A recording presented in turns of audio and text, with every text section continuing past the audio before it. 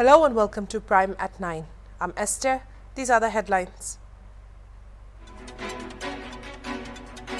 The Aam Aadmi Party will now go at it alone in the Uttar Pradesh Assembly elections. The party's decision comes after the deadlock with the Samajwadi Party over seat sharing.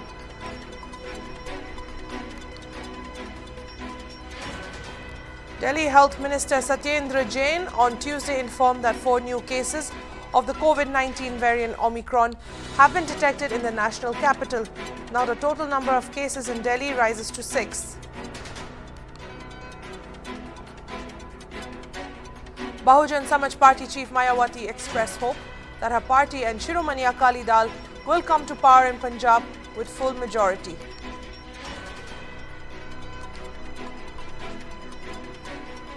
The Nagaland government has ordered an extension of the existing lockdown measures and a number of relaxations in the state beyond December 15 up to January 15, 2022.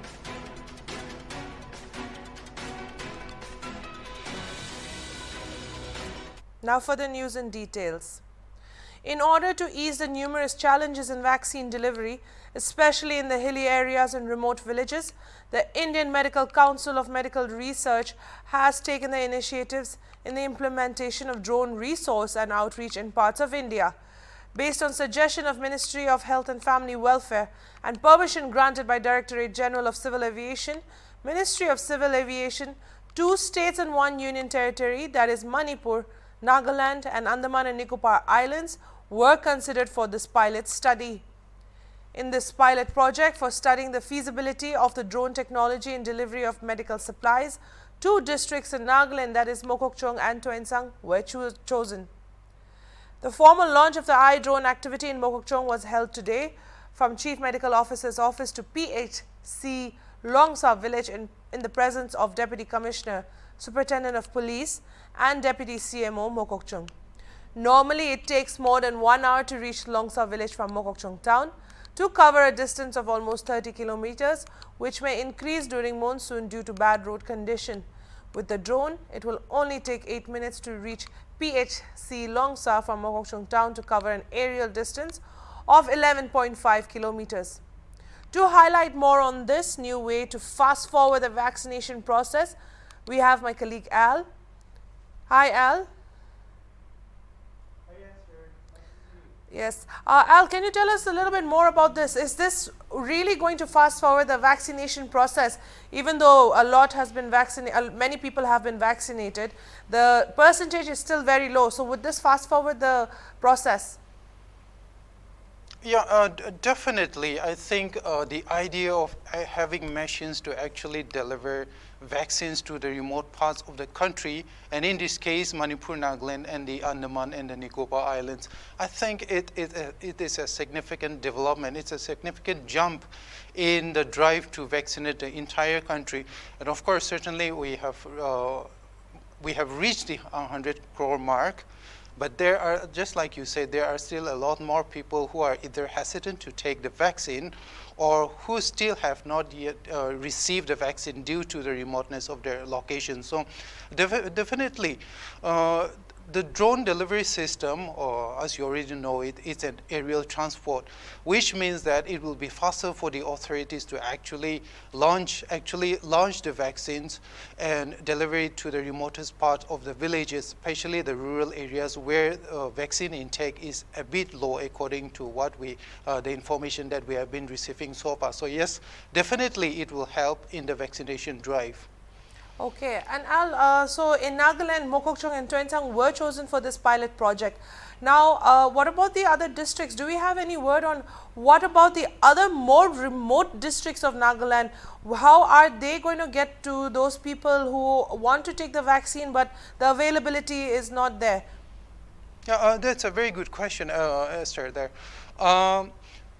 This is a pilot, as the name suggests, this is a pilot project, which means currently there are only 3 states in India that is implementing this. Yes, yes. So right now, we don't know what the government plans, but what I understand is that if the pilot project is successful in a very hilly place like Moshong, for example, and in a very remote place like the Andaman and the Nicobar Islands, then definitely there is a scope that the whole project will be stretched out to the other parts of the country. For example, you have the valleys in Kashmir, for example, and then you have even more remote areas like the Indo-Myanmar border.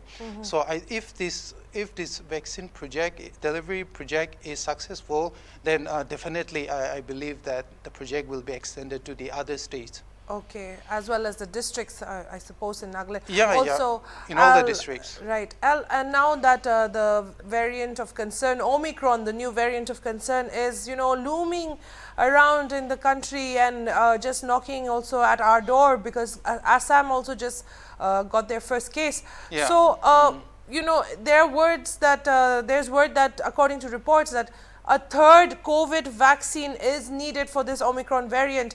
Now, is this worth all the effort that the government is doing to get these other vaccines across, instead of, now working towards a new vaccine for the Omicron, if that is true, if that is what is needed?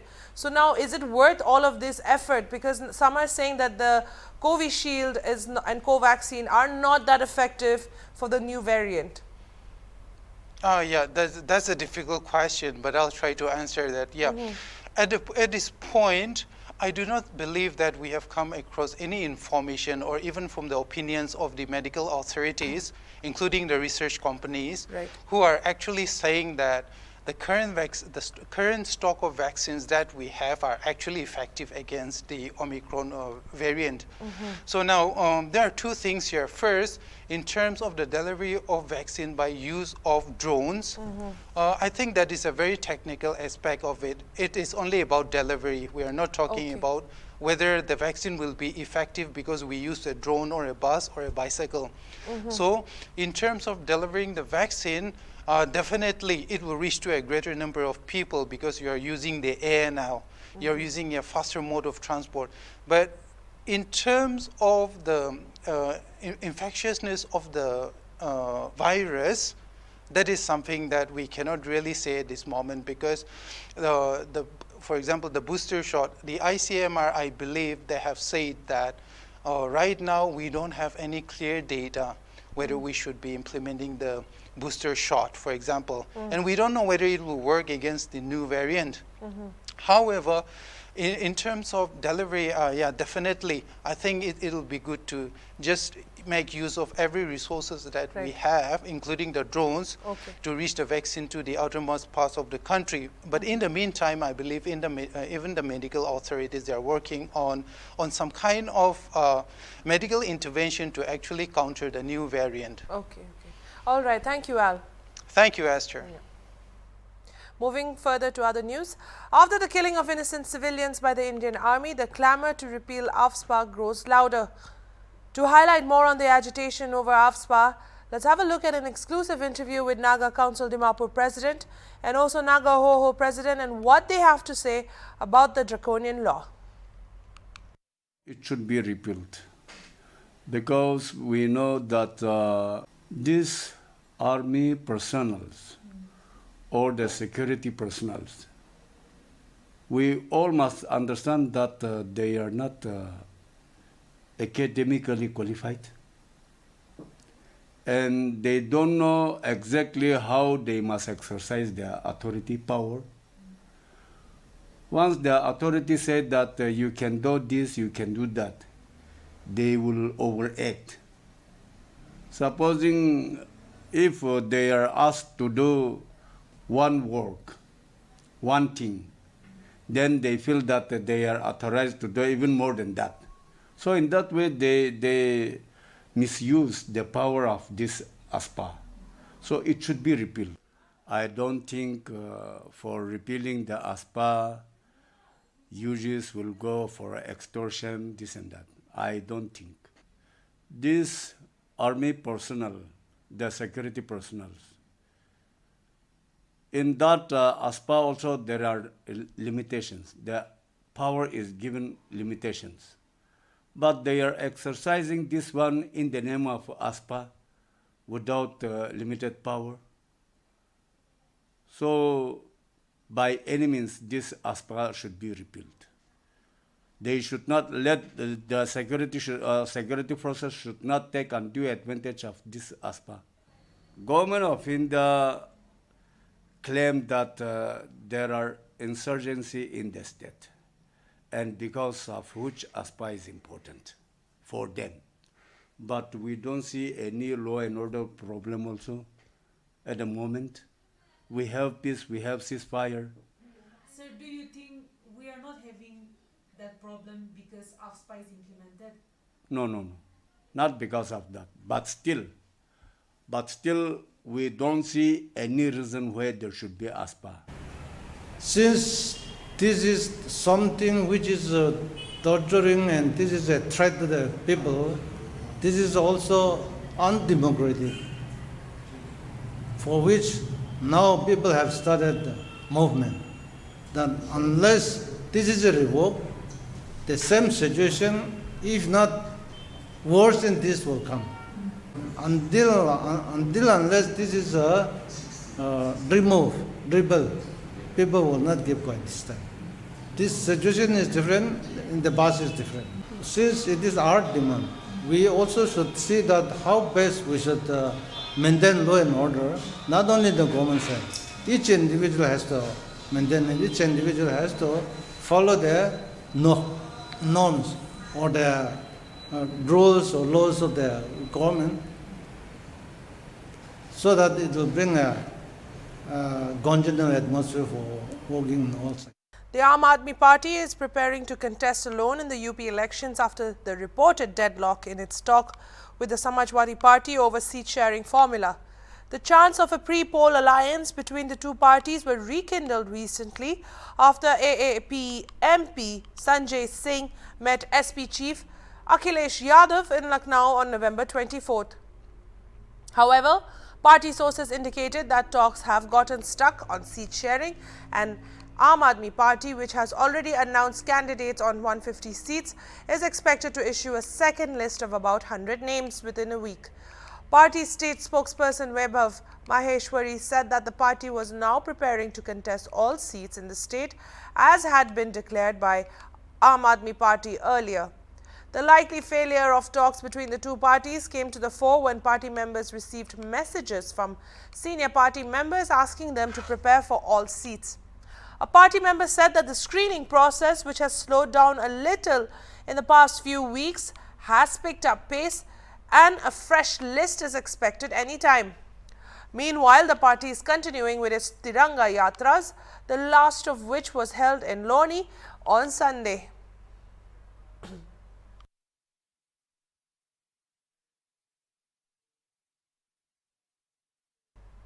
Delhi Health Minister Satyendra Jain on December 14 informed that 4 new Omicron cases have been detected in Delhi, taking the total number of cases to 6. Of the 6 cases, 1 patient has been discharged from the hospital. Currently, 35 COVID-positive patients and 3 suspected cases are admitted to LNJP hospital. अभी तक जो airport से patients LNJP भेजे गए, total 74 लोगों को भेजा गया, 36 अभी तक डिस्चार्ज हो चुके हैं, तो अभी अस्पताल में 38 लोग हैं। ओमिक्रॉन जो अभी तक पॉजिटिव पाए गए हैं, टोटल 6 लोग अभी तक पॉजिटिव हुए हैं, जिसमें से 1 ठीक हो चुके हैं, जिनको हॉस्पिटल से छुट्टी दी चुके हैं। अभी 5 हॉस्पिटल के अंदर पेशेंट है जो ओमिक्रॉन से कर सके। सर ये अभी नए कितने आए हैं? पर 2 पहले थे, तो उसका मतलब 4 होगा। 4 और कंफर्म हुए, कल जो हुए थे उसमें से अब 1 ठीक होकर घर जा चुके हैं। Ahead of the Punjab Assembly polls, Bahujan Samaj Party Chief Mayawati on December 14 expressed hope that her party and Shiromani Akali Dal will come to power in Punjab with full majority. She hopes that the alliance of Shiromani Akali Dal and Bahujan Samaj Party will come to power in Punjab in the next assembly elections under the leadership of Sukhbir Singh Badal, she added. भी होने वाले विधानसभा चुनाव में यहाँ श्री सुखबीर सिंह बादल जी के नेतृत्व में BSP व अकाली दल गठबंधन की पूर्ण बहुमत की सरकार जरूर बने, जिनको इनके पिता श्री प्रकाश सिंह बादल जी का भी पूरा आशीर्वाद प्राप्त है। हालांकि श्री प्रकाश सिंह बादल जी का राजनीतिक व संसदीय जीवन काफ़ी लंबा, समृद्ध व आम जनहित को समर्पित करने तथा काफ़ी अनुभवों वाला रहा है। In a notice dated December 13, the Konyak Union has issued directives to the citizens of Mon. The union has directed that there will be total restriction on Indian military force convoy and patrolling within Konyak soil and shall continue until justice is delivered to those 14 innocent Konyak youths killed on 4th and 5th December 2021. Further, it stated that no military recruitment rally within Mon district will be held. No Konyak youth should participate in any army recruitment rally. The union directed all those customary land owners to immediately denounce the past land agreement allotted for setting up military base camps within its respective jurisdiction, which are Nagni Mora, Tizat, Langpong, Xianga, Wakching Town, Mon Town, Longshen Town, Xiangha, Wamsa, Longwa, Chenmoho, Chenloishu, Wangti, Aboy, Angjangyang, Tobu and Monyakshu, to cut off all forms of public relation with the Indian military forces. It also added, no Konyak village council, students or any society will accept any form of developmental packages, assistance from the Indian military forces. The Konyaks must immediately denounce any form of assured packages, assistance from Indian military forces, and black flags should be hoisted as previous orders stated. Vehicles with black flags, any Konyak offices, schools, institutions, all the public movement until the justice is served. The Konyak Union urged its citizens to refrain and abstain from any form of merry-making activities such as night bazaars, open picnic and other entertainment activities within Mon district. However, pre-scheduled programs such as weddings, church events may be exempted. The CSOs further urge its citizens to adhere all the norms and regulation until justice is served.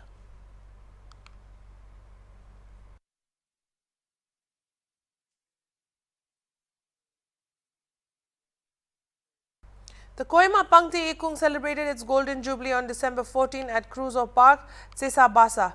Speaking on the occasion, L. Edward Lothar, retired Director of Higher Education, said, one of the ugliest social diseases destroying the Naga tribe is isms, stating that Naga society is sadly divided.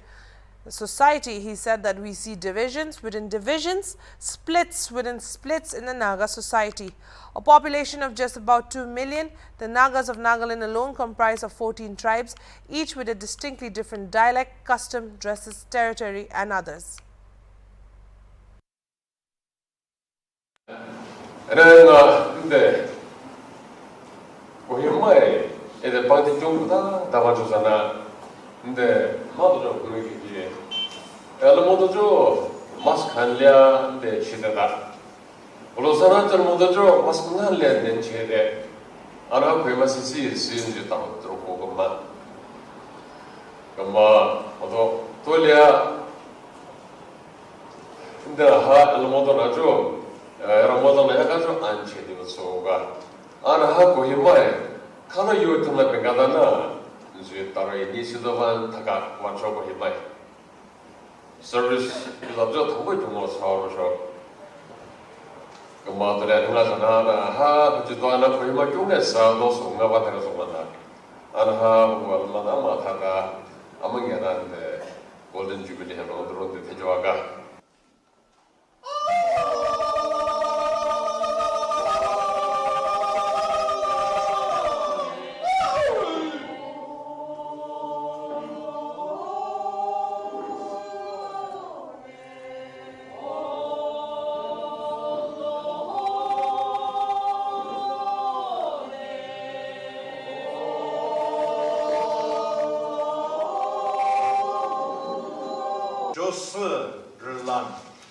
Zutinian Motsu, a souvenir, Sentan Jobli, Kohima Bangti, Ekengshi, Anna, Chona Soda Chosana Jang Mukumigrachi, Bisi, Vijisu Christa Minguna, Ematada Lanchana.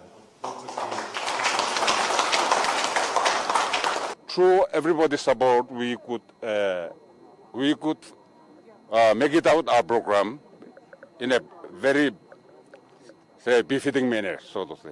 So I, as a chairperson, as a chairman, I congratulate everyone for the support and the participation of everyone. I want to know is you were mentioning about our Naga society. Right. So and today is 50 years. So what message do you have for the coming generation? By the time this Kohima Pangdekang was formed, I was already in Kohima by the time. I was in college. Over the years, there have been such a lot of development. We were hardly maybe 40, 50. We are now several hundreds. It's a joy to see our villages have multiplied this much over the years. I'm settled down in Dimapur actually, but since I was invited here to say something to my villages here, I came happily to participate with them, celebrate the Golden Jubilee with them. Well, by doing that, since they had to give me a topic to speak on, where we are encouraged to unite and work together for the good of everybody, one another. I decided to touch on even the entire Naga society, where we find that the entire society torn apart, by different kinds of isms.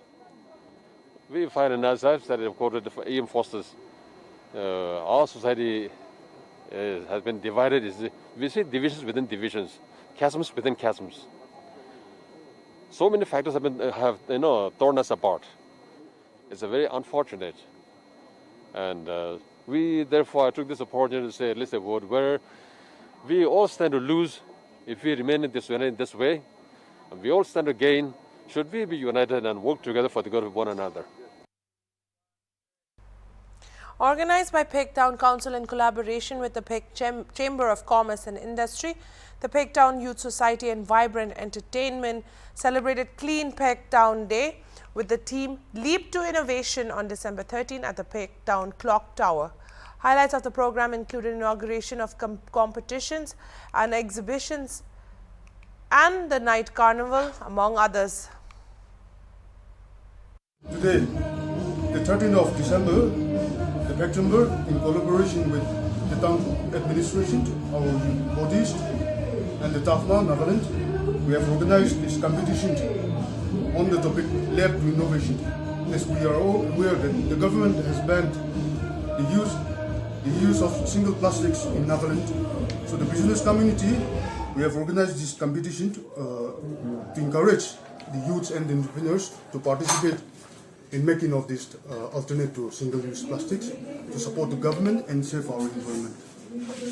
We will be following with night bazaar. It is from 13 to 18 of this week. That's all for the news. I'm Esther. Keep watching Hornbill TV.